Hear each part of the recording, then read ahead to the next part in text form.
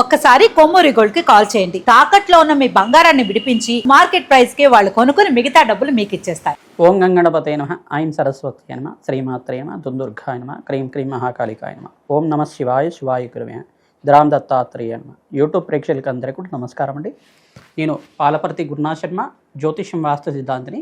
మీకంతా కూడా గోచారిత్య గ్రహాల యొక్క స్థితిగతి కలీక వాటి ప్రభావం అంతా కూడా మేషాది ద్వాదశ రాశుల వాళ్ళకంతా కూడా ఎటువంటి గ్రహ గోచారంలో గ్రహస్థితి అంతా కూడా యోగకరంగా ఉందా, ఏ గ్రహాలకంతా కూడా శాంతి పూజలు ఆచిస్తే కనుక జీవితంలో మార్పులు జరుగుతాయి, ఆర్థికంగా ఆకస్మికంగా ధనయోగ ప్రాప్తి కలగాలన్నా, వ్యాపారంలో అభివృద్ధి కలగాలన్నా ఏ గ్రహాలంతా కూడా కారకత్వం అవుతున్నాయి విశ్లేషణ చేయడం జరుగుతుంది. ప్రధానంగా చూసుకుంటే ఈ రోజున మనం చూసుకోబోయే గోచార రీత్యా గ్రహస్థితి అంతా కూడా ఈ రకంగా ఉంది. ఈ యొక్క వార ఫలితాల్లో భాగంగా ఏప్రిల్ నెలలో అంతా కూడా 12వ తారీఖు నుంచి 18వ తారీఖు దాకా వార ఫలితాలంతా కూడా విశ్లేషణ చేస్తున్నాం. ప్రధానంగా చూసుకుంటే గోచారిత్య గ్రహస్థితి ఈ రకంగా ఉంది.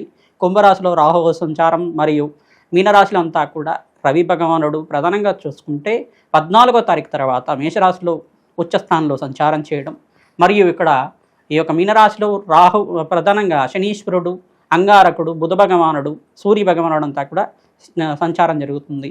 శుక్రుడంతా కూడా ఈ యొక్క వార మధ్యలో అంతా కూడా చూసుకుంటే 13వ తారీఖు తర్వాత ఈ యొక్క వృషభ రాశిలో సంచారం చేయడం జరుగుతుంది. ప్రధానంగా చూసుకుంటే ఈ గ్రహస్థితి ఈ రకంగా ఉంది. బృహస్పతి అంతా కూడా మిథున రాశిలో సంచారం చేయడం, మరియు ఈ యొక్క కేతు యొక్క సంచారం అంతా కూడా సింహరాశిలో సంచారం జరుగుతుంది. కాలసర్పదోషంలో ఈ యొక్క గ్రహస్థితి అంతా కూడా కాలసర్ప స్తంభంలో అంతా కూడా ఉంది.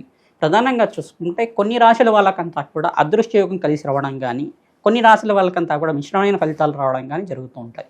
ప్రధానంగా గోచారిత్య గ్రహస్థితి ఏం చెప్తుందంటే కర్మయోగాన్ని అంతా కూడా చెప్తుంది. కర్మ ఫలితాన్నంతా కూడా అనుభవించే విధంగా, కర్మదోషాన్ని నివారణ చేసే విధంగా గ్రహదేవతలంతా కూడా ఈ యొక్క దోషాన్నంతా కూడా పరిష్కారం చేసే విధంగా ఉంటారన్నమాట.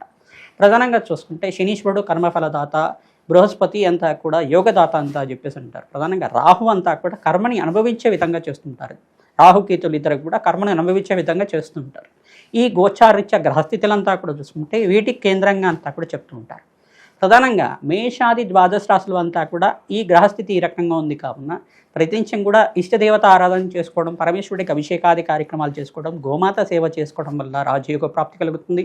ప్రతినిత్యం కూడా దత్తాత్రేయ ఆరాధన చేసుకోవడం వల్ల కూడా మంచి ఫలితాలు పొందుతారు. దత్తాత్రేయాయ స్మరణ మాత్రైన సంతుష్టాయ నమః నామాన్నంతా కూడా జపాన్ని ఆచరించడం వల్ల మంచి ఫలితాలు పొందుతారు. ప్రధానంగా చూస్తుంటే సకల గ్రహ దోష నివారణ అవడానికి ఆస్కారం ఉంటుంది. ప్రతినిత్యం కూడా అమ్మవారి ఆరాధన, దేవీ భాగవతాన్ని పారాయణం చేసుకోండి. ఖడ్గమన స్తోత్రాన్ని ప్రతినిత్యం కూడా చదవడం కానీ చేయడం కానీ చేయండి.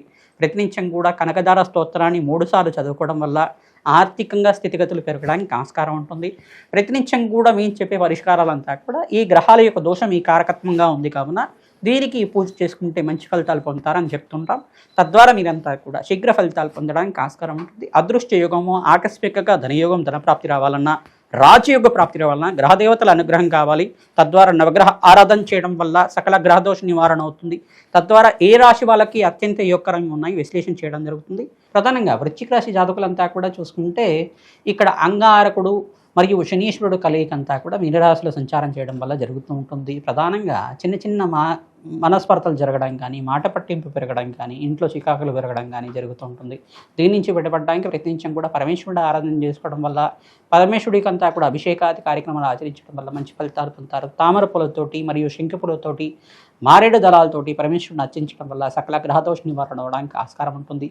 ప్రధానంగా పసుపుతో అభిషేకం చేయడం వల్ల మంగళకరమైన జీవితం జీవించడానికి ఆస్కారం ఉంటుంది. ప్రధానంగా ధనాదాయం పెరగడానికి అంతా కూడా యోగకరంగా ఉంటుంది కావున మీరు ప్రతినిత్యం కూడా శ్రీసూక్త పారాయణం ఆచరించడం, తద్వారా మీకు అంతా కూడా మంచి ఫలితాలు పొందడానికి ఆస్కారం ఉంటుంది. కనకదార స్తోత్రాన్ని చదవడం కానీ వినడం కానీ చేయండి. మహాలక్ష్మీదేవి ఆవిర్భావ చరిత్ర అనే చరిత్ర ఉంటుంది.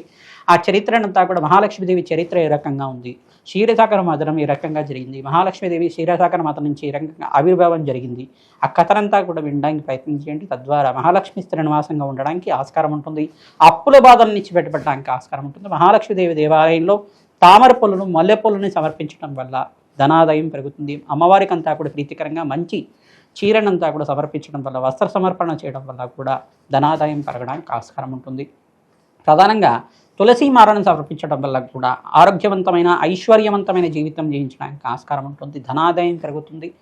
ప్రధానంగా మీకంతా కూడా చూసుకుంటే వృశ్చిక రాశి జాతకులంతా కూడా అంగారకుడికి, శనీశ్వరుడికి, రాహువుకి, బృహస్పతికి జపాలు దానంలో ఆచరించుకోవడం, శుక్ర భగవానుడి ప్రీతికరంగా మీరంతా కూడా మహాలక్ష్మీదేవి ఆరాధన చేసుకోవడం, ఈ యొక్క బొబ్బర్లంతా కూడా దానం చేసుకోవడం వల్ల బ్రాహ్మణత్వంకి అత్యంత యోగకరంగా ఉంటుంది. రాజయోగ ప్రాప్తి రావడానికి ఆస్కారం ఉంటుంది.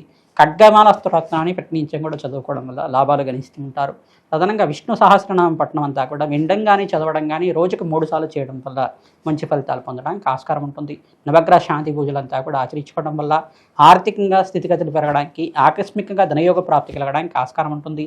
శ్రీ సూక్త విధానంగా లక్ష్మీ కుబేర శాంతి హోమాది కార్యక్రమాలు ఆచరించిన వాళ్ళకి అధికంగా వ్యాపారంలో లాభాలు గణించడానికి ఆస్కారం ఉంటుంది. ధనాదాయం పెరగడానికి వారం మధ్యలో మీకు అంతా కూడా మంచి శుభవార్త వినడానికి ఆస్కారం ఉంటుంది. ఇక్కడ సూర్య భగవానుడు అంతా కూడా ఉచ్చస్థానంలో సంచారం చేస్తున్నారు కావున మీకంతా కూడా అత్యంత యోగకరంగా మారడానికి ఆస్కారం ఉంటుంది. శ్రీమాత్రేమ.